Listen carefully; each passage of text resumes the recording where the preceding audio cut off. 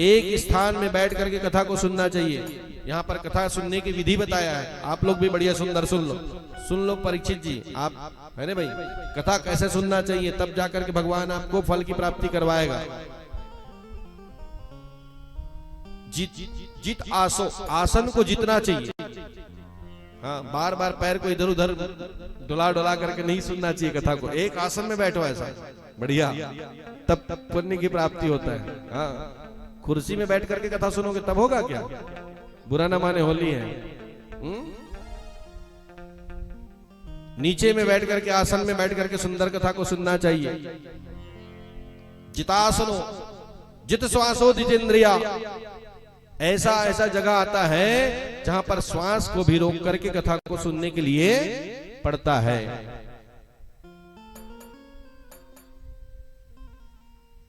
जितेंद्रिया, और 7 दिन तक उपवास रहना पड़ता है परीक्षित जी। नियम है भागवत भगवान की कथा सुनने का। बताओ, 7 दिवस तक अगर कहीं आपका शरीर साथ देता है तो 7 दिन तक बढ़िया सुंदर उपवास रह करके कथा सुनो। अगर कहीं साथ नहीं दे रहा है शरीर तो फिर बढ़िया सुंदर फलाहारी करके भागवत की कथा को सुनो। उसमें भी अगर कहीं नहीं सकते हो तो बढ़िया एक टाइम भोजन कर लेना चाहिए और कथा सुनो।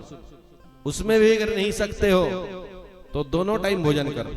ये मोट डाले छूट है, ठीक है, हमारे तरफ से आप लोग को छूट है। दोनों टाइम भोजन करो, लेकिन ऐसा भोजन करो जिसमें आपको बार बार उठने के लिए ना पड़े, नींद इत्यादि ना सताए, आलसी आलसता शरीर में ना आए, ऐसा भोजन करना चाहिए। अल्पाहारेण भोजिएत, आपको डिस्टर्ब ना हो ऐसा भोजन करो। और लहसुन और प्याज बिल्कुल नहीं खाना है 9-7 दिन तक। क्या नहीं खाना है? लहसुन और प्याज। क्यों? क्योंकि लहसुन और प्याज जो है तामस चीज है, उससे शरीर की गर्मी हो जाती है और तामसी चीज है वो।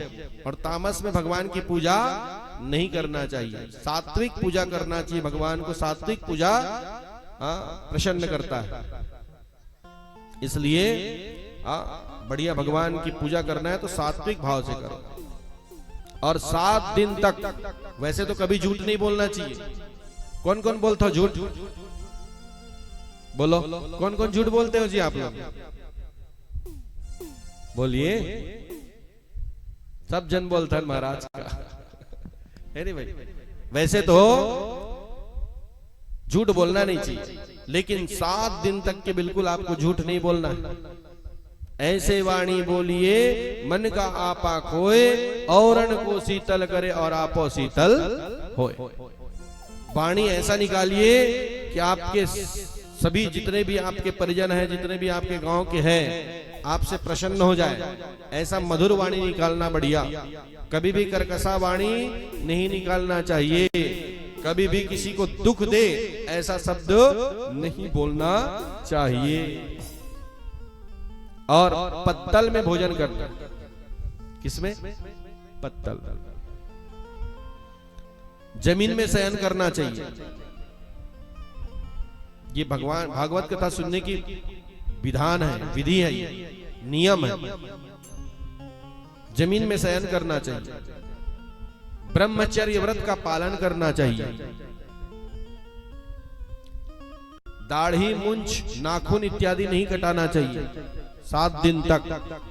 हाँ, जो अगर कहीं ऐसा करेगा तो उसके लिए विमान आएगा महाराज। जितने भी बैठे थे सब हाथ उठाया, बोले हम भी करेंगे महाराज ये नियम का पालन। गोकर्ण महाराज जी ने कहा बिल्कुल आपके लिए विमान आएगा। फिर जब नियम का पालन करोगे, संयम का पालन करोगे तो निश्चित ही आपके लिए विमान आएगा महाराज। फिर आनंद के साथ में कार्तिक मास जैसे ही आया, कार्तिक मास 9वीं तिथि दिन